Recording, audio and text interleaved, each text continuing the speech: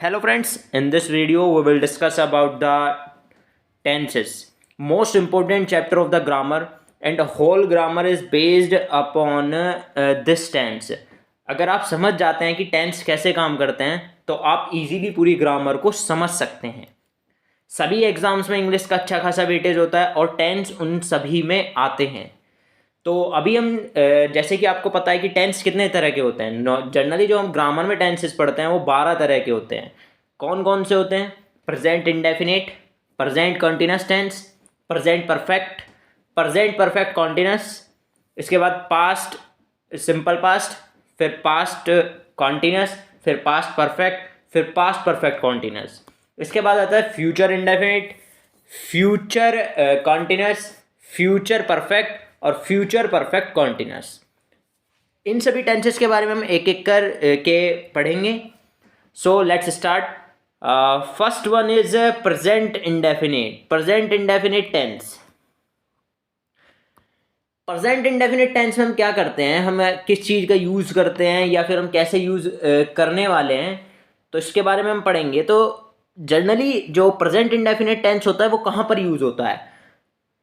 This tense is generally and used to denote habit, custom, practice, repeated action, permanent activity, general truth, etc. तो present indefinite tense कहाँ पर use होगा? किसी habit में, किसी practice में, रिपीटेड एक्शन अगर कहीं पर बताए जा रहे होंगे, परमानेंट एक्टिविटी होती है। परमानेंट एक्टिविटी जैसे क्या? The sun rises in the east, ये परमानेंट एक्टिविटी है। सन कहाँ, सूरज कहाँ से निकलता है? ईस्ट से निकलता है। तो this is a permanent activity. और बहुत सारे एग्जाम्पल्स हो सकते हैं, जैसे क्या? I live in Meerut, the temple stands under the tree. मतलब सीधी सी बात है, अगर आप टेम्पल कहाँ है? पेड़ के नीचे है या पेड़ के पास है, तो ये क्या हुआ? एक फिक्स्ड और परमानेंट एक्शन हो गया। तो फिक्स्ड और परमानेंट एक्शन किस फॉर्म ऑफ टेंस में दिखाए जाते हैं? प्रेजेंट इंडेफिनिट टेंस की फॉर्म में दिखाए जाते हैं। और आप अगर कुछ वर्ड्स, अगर मैं सिंपली आपको बताऊं कुछ सिंपल वर्ड्स कौन से होंगे, तो मैं आपको बताऊंगा कि अगर ये वर्ड्स आपको किसी टेंस में देखने को मिले तो आप जनरली आइडिया लगा सकते हैं कि ये कौन सा टेंस होगा। जैसे कि often, seldom, usually, never, occasionally, sometimes, normally, generally, always, frequently, rarely, daily. अगर इनमें से कोई भी वर्ड्स आपको देखने को मिलता है किसी भी सेंटेंस में तो आप इजीली आइडिया लगा सकते हैं कि ये कौन सा टेंस होगा, ये प्रेजेंट इंडेफिनिट टेंस होगा। एक और बात मैं जो आपको बताऊं कि जो प्रोवर्ब्स होती है हमारी, प्रोवर्ब्स मतलब कहावतें या फिर कहते हैं मुहावरे या लोकोक्तियां, वो हमेशा प्रेजेंट इंडेफिनिट टेंस में ही दी जाती हैं। अभी कुछ एग्जांपल है, जैसे the old lady goes for a walk in the morning, मतलब ये एक प्रेजेंट इंडेफिनिट टेंस का एग्जांपल है। उसके बाद है Arnav often gets late for lunch. अब इसमें ऑफ्टन वर्ड यूज हुआ है, तो ऑफ्टन वर्ड की वजह से हम इजीली पता कर सकते हैं कि ये प्रेजेंट इंडेफिनिट टेंस है। Suhani always comes in time. Always क्या डिनोट कर रहा है यहाँ पर? एक परमानेंट एक्शन को डिनोट कर रहा है या फिर एक हैबिट को डिनोट कर रहा है, तो इसलिए ये प्रेजेंट इंडेफिनिट टेंस होगा। Shaurya seldom gets up like, ये भी क्या है? ये भी एक प्रेजेंट इंडेफिनिट टेंस है, क्योंकि मैंने यहाँ पर आपको बताया है कि अगर सेल्डम का यूज होगा, किसी भी सेंटेंस में, तो वो प्रेजेंट इंडेफिनिट टेंस होगा। और जो सेल्डम है वो हमेशा नेगेटिव सेंस देता है। याद रखिएगा कि सेल्डम के साथ नॉट, नेवर कभी भी यूज नहीं होता है, क्योंकि वो क्या करता है? हमेशा से ही नेगेटिव सेंस देता है। तो शौर्य सेल्डम गेट्स अप लेट, तो मतलब क्या? शौर्य कभी भी लेट नहीं उठता है। इसके बाद जो एक छोटी सी बात बताई गई है वो दिखाई गई है, शोइंग परमानेंट एक्शन। ये मैंने आपको पहले ही बता दिया कि कोई भी परमानेंट एक्शन अगर बताया जाएगा या फिर दिखाया जाएगा तो वहाँ पर प्रेजेंट इंडेफिनिट टेंस का ही यूज होगा। जैसे I know him very well, I know him well, he teaches in Saint Xavier college, the cow gives milk. मतलब परमानेंट नेचर या परमानेंट एक्शन है कि भाई काउ क्या देती है? मिल्क ही देती है। तो ये सभी क्या है? अगर कोई परमानेंट नेचर है, हैबिट है, कस्टम है, प्रैक्टिस है, रिपीटेड एक्शंस हैं, तो ये सभी क्या होंगे? प्रेजेंट इंडेफिनिट टेंस के ही एग्जाम्पल होते हैं।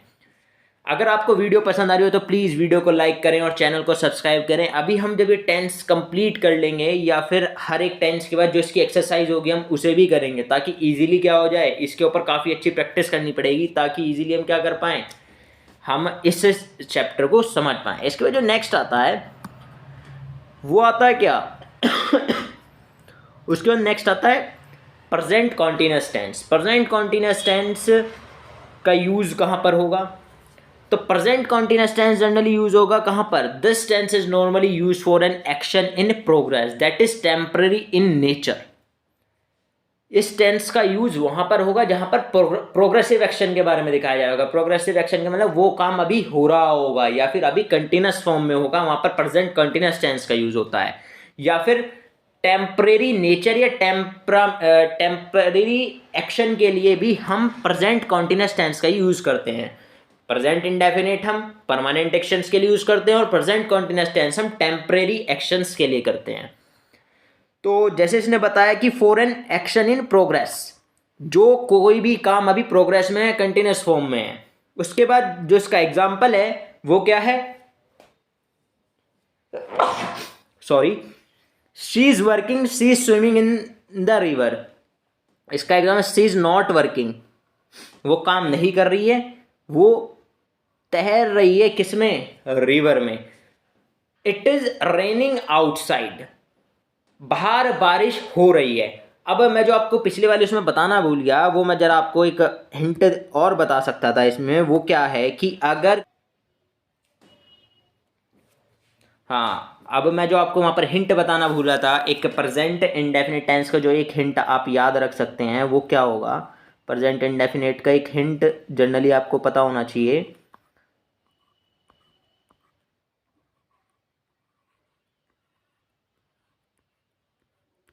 वो क्या होगा कि प्रेजेंट इंडेफिनिट टेंस में आप वर्ब से भी पहचान कर सकते हैं। कैसे? अगर सब्जेक्ट आई या यू या फिर कोई भी प्लूरल है, प्लूरल सब्जेक्ट है,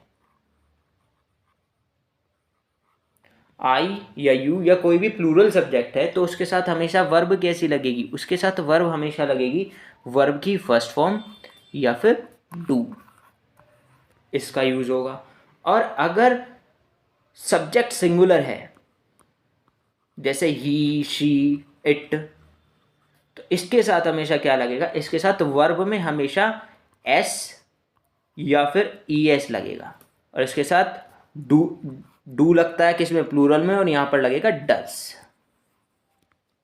तो प्रेजेंट इंडेफिनिट टेंस में जो आप वर्ब से पहचान सकते हैं, ये ज़्यादा इंपॉर्टेंट है कि आई और यू के साथ इसमें वर्ब की फर्स्ट फॉर्म लगेगी या प्लूरल के साथ, और सिंगुलर के साथ वर्ब के साथ एस या ई एस लगेगा। आप इसे नोट भी कर सकते हैं प्रेजेंट इंडेफिनिट टेंस में, ये मोस्ट इंपॉर्टेंट चीज़ है।